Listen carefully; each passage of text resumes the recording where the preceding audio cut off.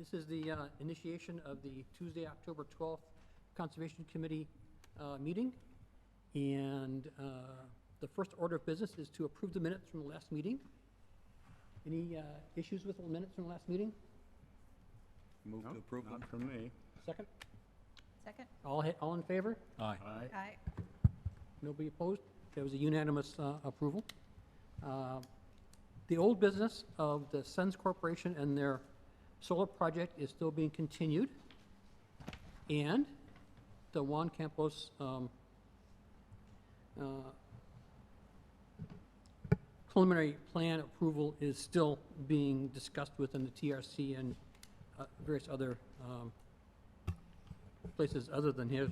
So if it gets finalized, be represented to us at some point in the future, but not right now. And the two other new projects we're supposed to discuss today are still on hold until somebody else shows up here, unless somebody has something they want to talk about right now. But I'd like to talk about Japanese knotweed, which I think is an extremely interesting project. And so I have my ideas, but I'll leave it open to everybody else to talk about it first. Okay. If I could give you an update since our last meeting, and I can say that I was able to contact the URI Cooperative Extension, and I was in touch with Kate Venturini there. She's the project manager who runs the training program for managing invasive species. There's a certification training program for that. She was very supportive and enthusiastic of our efforts to try to get a handle on knotweed, both in terms of coming up with a kind of strategy for Public Works to deal with it on public spaces, as well as how we might be able to help residents identify it and come up with a plan for, dealing with it on their own property, raising awareness and giving them some guidelines for how to address it. She also agreed to come and speak with us if we'd like. So initially I did reach out to the public speaker program at URI, and they said they weren't doing any in-person because of COVID, but she said she would be willing to do that. In fact, she said she'd come and meet with us here on the Conservation Commission and open it up to the public as well. So I thought that would be a really great opportunity. She said she would propose to talk about invasive species more broadly and then kind of narrow it down to Japanese knotweed specifically. But her point was you really have to look at it in a broader context, and also to think about you're not going to eliminate any one of these invasives completely. So think about how you're going to manage it in terms of where is it important to try to get rid of it as much as possible, and other places where you're just going to say, yeah, we're not going to be able to tackle that. So I thought that was a sensible approach. Yeah. And so, open for discussion. I think it would be terrific to have her come in and speak with us and give us the benefit of her expertise, but then maybe also open it up to other town officials and members of the public who might be interested. Okay. Sounds like a very worthwhile thing to do to me, and to include other officials and the public as well. The broader that this is exposed, the better. Yeah. Okay. I'd like to propose that we specifically reach out to the Quidneck Land Trust, because they have a vested interest in it and have been good stewards of a lot of the land around town, so.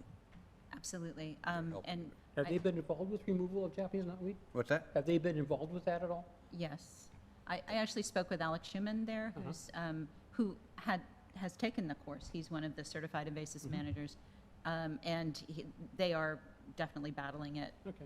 So I would reach out to them, as well as the Norman Bird Sanctuary. I did reach out to the Portsmouth Conservation Commission. I haven't heard back. I'm not sure I got a right email address, so I may have to follow up. But anybody else that we can think of who would be, somebody who would have some responsibility for this or just interest, I think, we should include them if we can. Okay. Allies. Allies. Anybody else have a comment? I have a question for Melissa. A statement you made during your introduction there, just for clarification. Yeah. Did you say that speaker said that, like if you have a type or types of invasive species, like on your property, like a residential property, that you can never get rid of it? No, what she said was we need to look at invasive species more broadly, Right. and Except that in general, like if we're looking at a Quidnick Island, we're probably never going to eliminate them all. But to prioritize where we really do want to try to eliminate them to the extent Okay. possible, which, 'Cause you know, I would think that there are some invasive species types, hopefully many, that you can eliminate on certain properties. you in know, a if you- specific location, yeah, I think you're right. I think if you really take a concerted approach and like with knotweed, I certainly have read stories about people who have been successful with due diligence and with a commitment of a number of years. So I would say, yeah, in that case, hopefully you can be successful, but on a town-wide or island-wide basis, I think we're in the managing rather Sure. than eliminating business, probably. Don't be defeatist, but be realistic, right? Right. Let me say my 2 cents worth here. I would like to break this into 2 different sections, one of which is on public lands, and one of which is on the homeowner. And we need to do an inventory of the island, not the island, of the important places on the island where we might find knotweed. Now, I've talked with Warren about this. He said that Public Works really isn't gonna take care of this individually. But you could put a bid into this city and town for $25,000 or whatever it's gonna be, to certain landscaping people in town who are experienced with this and are certified to take care of this, and you would task them to take care of knotweed in these specific areas that you identified in town you want to get rid of. Perhaps the Historical Society and 10 other places that would be part of that $25,000 bond, and they would have to be, you know, to do it for 2 or 3 years in a row, and the city might approve that or might not. But Public Works coming by and individually taking care of these individual sections, it's probably not gonna happen, to tell you the truth. He said that it's just not something Public Works really does. So I think we ought to identify, at least categorize where the problems areas are, On public lands? public lands, Public lands. and put a request into the city, or a bid into the city to have this taken care of by a landscaping company that we might identify in the future. I don't know who that's gonna be, requires some investigation, but I think asking Public Works to do this is just not gonna work the way you want it to work, because it's not in their budget. Secondarily, I think that for the private landowner, we need to give some guidance. This is what it looks like, this is how you get rid of it, this is where you take the stems, and this is how you manage it over a period of 2 or 3 years. Now, I'm sure you all been looking into it yourself, and the various methods of taking care of it, which is smothering, doesn't work. Digging out does work, but you gotta dig it down to a depth of like 8 feet. To get a huge perimeter around where it is, and you can't just take the soil and sift it out, because the rhizome's right through that. You gotta pull it out, take the soil somewhere and get rid of it, and bring in fresh new soil in the area and put it in the ground. So the idea of digging out down to 6 feet in your yard for a big, huge area and replanting the whole thing is probably not, is cost ineffective. And the 2 different ways I've seen doing it is using a herbicide, Roundup commonly, but there are other ones that are available. And either you spray with a special concentration of Roundup and get all of these saturated where it goes down to the roots, or you cut the stems down in the fall, and you take your little syringe and you inject each stem, because they're hollow stems, with Roundup or the herbicide of your choice again. You do that for 2 years in a row. It won't work the first year. You get growth again in the spring. You cut it down again. In the fall, when all the nutrients are being pulled back into the roots, is when you do it. Not at the beginning when it's coming out from the roots. You do it in the fall each year, 2 falls in a row, and generally that kills it. That's the way you've got to do it. You can't do it just for 1 year. And that's my 2 cents worth. I think you break it in 2 places, do a survey, see where the stuff is, and secondarily, have maybe in the next fall, when they have the, Public Works sends out that thing with your tags for the garbage cans, have a blurb in there from the committee, this is what we've discovered, and this is how you can, this is what it looks like, and this is a way of taking care of it. Now, we need 2 things. We need a place to put the leaves when you cut them down, which, I was thinking about all those bins over at Public Works. They could make 1 bin for knotweed or something like that would just sit there for a year and disintegrate, and they could burn it up or they could throw it away somehow. You can't send it to the, in your refuse, because they won't take it for composting. Right. That's really my only idea. If there's someplace else we could take it to, or someplace that would incinerate it as a fresh thing, that'd be great. But for the public, taking it to Public Works and putting it in one of those big, huge stalls they've got might be the best thing to do with it after they cut it up. I don't know. And I don't know how you get people, they have a foam that you can put on top of the stem. It's a foam of herbicide, and it's absorbed into it. It's expensive. You got to buy it specially. The cheapest way to do it is just injecting it with Roundup, and that works well too, and it minimizes the aerosoling, which is the dangerous part of it. So if you wear gloves and wear safety glasses, it really doesn't get into your system at all. There's a special form of Roundup that doesn't have there's a part of Roundup that has something that adheres to the leaf. And if that's the part they think it's causing the lymphomas. If you get rid of the part that adheres to the leaf and just have the part that's just the herbicide, it works just as well. And you don't need the stuff if you're injecting, you don't need stuff that adheres to the leaf. I don't know where you get that from, or even how you approach it, or if it's a professional item you can't get in normally. And I also hear that Roundup's coming off of the market for the homeowner. If they're removing it, it's going to be a professional-only item. It's not going to be available for the homeowner at all within a year or so, because of all the lawsuits. But I think this is all worthwhile investigation, and that's my thinking about it. And I don't know what everybody else thinks. So That's just for the knotweed. that's, Now, I'm what a- focusing on What that. about other invasive species? So, are there other things Oh, that we yeah. need There- to worry about? Multi-flower I rose, pulled up a list of like bittersweet. 20 of them. Yeah. Yeah, I There- think there are a lot. There certainly are a lot of invasives on the island, and, you know, a lot of things, if you look at Phragmites and how much they have taken over our wetlands and things like that. So there are a lot of things to be of concern.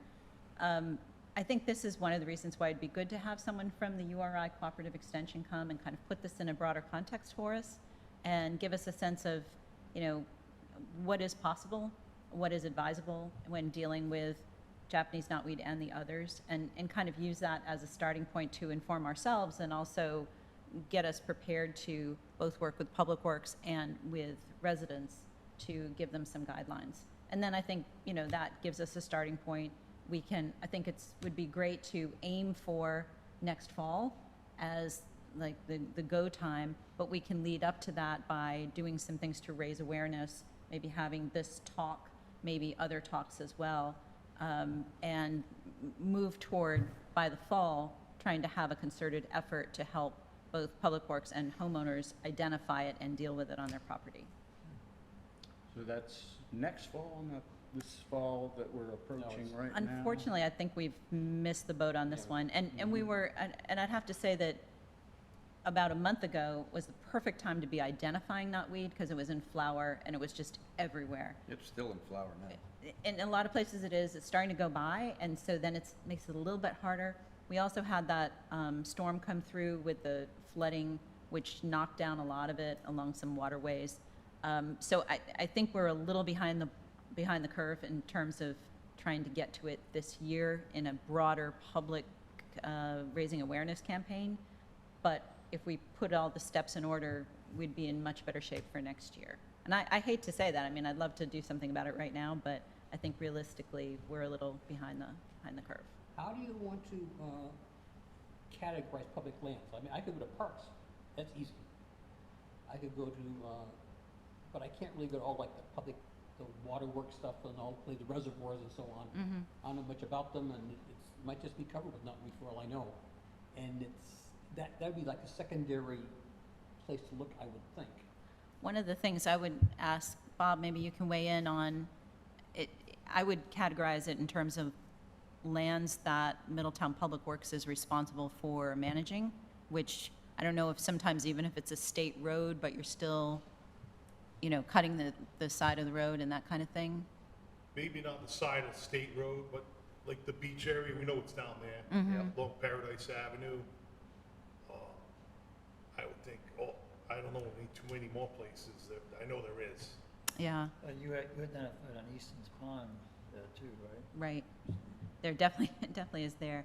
I think part of it is raising awareness for the public, but also if you can have some of your guys come and kind of do, even whether it's a workshop or something where we get everybody together, maybe have some of your guys go through the certification training just to have look into awareness. that, yeah. Yeah. Because I don't know how much that costs, but to have a couple people go through it, I would imagine is not We a have huge money, amount. there's training money, there's, you know what I mean? Yeah, and I did talk to Mary Dennis at the Middletown Historical Society because she recognizes the problem that they have there at the Paradise Valley Park. And I told her that we were going to be talking about this and trying to come up with a plan. And I said, you know, maybe if we can have, by next year, have some sort of workshop where we'd invite people to see what it is, have some experts there who can talk us through this is how you deal with it, use that location as an example. She was on board with that. I mean, we'd have to revisit it with her when we have a plan, but at least in principle, she thought, that would be worth trying in that specific area. Who would, in your plan, in your head, who would be the one to eradicate this? I mean, we can identify the spots, and we can, in our non-professional manner, come up with a plan of how to eradicate it. But would you think Public Works would take care of that? Would you think a private vendor that we would get through the budgeting system would take care of it? How would you think about that? I like the idea of, in some instances, having a private vendor who could specialize in it. But I think having Public Works as a partner in that, at least to do the identification, and where possible, do some eradication, and have a plan for, if we see a big stand of it, we're not just gonna cut it like we're mowing grass, we're going to call in the experts. But that would be something I think we'd have to develop a plan and see, and then again, prioritize. Like if we say, we really want to try to keep it out of the waterways because that's where it's spreading. So if it's alongside Bailey's Brook or the Maidford River, we want to bring in the experts, something like that. I don't know. Because also you get into the problem of if a chemical solution is determined to be the most effective method, what can you use that's near a waterway? So you have to make sure you've got people who are the experts certified in using the right types of chemicals and things like that. And that's where Public Works, I don't know if you would call in experts to do that, like, the folks who are doing the work down by Third Beach and Right, things that like that. company, that Pond and Lake Connection, that'd be a good start. Well, I know Bring them on board. Yeah. down by the lower part of Paradise where that dam is and there was water always backed up, they've got a program with a private vendor to go and spray that whole area. But they had to get a DEM approval to it, plus a DEM approval of the agent they're gonna use first, which is a long process. Yeah. So the idea of just helter-skelter deciding we're gonna go down and cut this down and inject it is probably not the best approach Right. from a legal standpoint and from a, keep the environment safe standpoint. My guess is this person from the URI may be familiar with exactly these issues and can identify not just good approaches, but also good areas. You talked about, it's not just where it is, but where it's apt to spread, and he or she may have a good idea at helping us to identify, these are the problem areas where it's gonna get worse, as opposed to just, there happens to be a bunch of it here. Couple points. One, I think if we're trying to get public information out, inviting that person in and publicizing that meeting is at least the first step, so that maybe next fall, if people get notifications, they've heard of it before. There's a lot of people that I'm sure are completely unaware of it. Right. And at least getting like a newspaper article written about this person that's coming to give a talk with whatever audience it is would be a good thing. The last thing is, and I have no experience in this at all, but is there any, you talked about who would do it and who would pay for it. Are there any federal programs or grants specifically aimed at this Yeah, sort of thing? that's a great question. I haven't come across that in researching, but I Or can state look into grants. that further. I haven't seen any specific grants. What there is there's a lot of information, there's a lot of advice, but in terms of actually paying for it, I have not seen that. But I can do some more work and see if I can find something on that. In a perfect world, if there's a pool of money out there dedicated to this and we can get a piece of it, great. Yeah, definitely. And I don't know if the town, are you aware, Bob, of anything along those lines that might be? Know what there's. Not that somebody No, here I might haven't heard that fund either. I think that would probably apply to Waiting federal for a land. buyer. So they would be responsible for taking care of it. Mm-hmm. When it comes to state land, it becomes a state issue. Town land becomes a town issue, and that's why you'd ask for the grant. Unfortunately, I guess the budgeting time is December-ish. It starts in December, we start working. Yeah, so we would be, if we waited till next year, we'd be behind the 8 ball. Because we Yeah, we figure out a gotta plan start by August or September when we're supposed to do it. And we couldn't Right. put the program in place until after we get the money from town, which is the following December. Right. So I'm not sure how that would work. Mm-hmm. And it's premature right now to even ask the city, town for anything. We don't even have a plan. Right. So why don't, So is the next step to invite this person in and define what sort of audience we would want here? Right, and I would put it for discussion, do we want to make that a special session, so we have enough time to, have her speak and also have questions? You want to do that as a special session, or do it on one of the meetings? Would seem to me a special session where we could include the public and other people from the various relevant town areas. So that should be a special session. Okay. Just with then I guess we have to wait and see what her availability is. Yep. Before we schedule anything, Right, so and go from there. Do okay. you have any idea, Melissa, like approximately how long her talk might be? I don't. She said that she has a kind of presentation that is about invasives in general in our region. And then she said I could add a couple of slides to talk specifically about knotweed in more detail. But she didn't give me a sense of the overall time.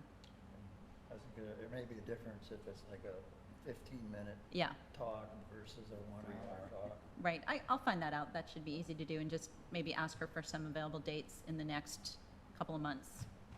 And we may want to identify some people we'd want to invite, or whether we want it public, and, get the word out to those people too. Yeah. Okay. We'll do that. That's Joe from the planning committee. These two items that we haven't talked about today, has the planning committee discussed them, and what have they discussed as far as they're thinking about them? Especially the major project of the Mezzo-Lella development up on West Main. Have they discussed either one of that? We have not. We have not. We had a site visit last week to try to familiarize ourselves with it. Okay, But there's a special planning board hearing on that I know, I saw that. Thursday night. So Okay, we'll be kind of breaking ground and okay, getting up to speed on it at that time. okay. Any other issues people want to bring up? We've gone past our 15-minute limit here, so Yeah. I will entertain a motion to. I make a motion that we adjourn. Adjourn, motion to adjourn. Second. Second? Second. All in favor? Aye. Good. At, Okay. I guess, 5:54.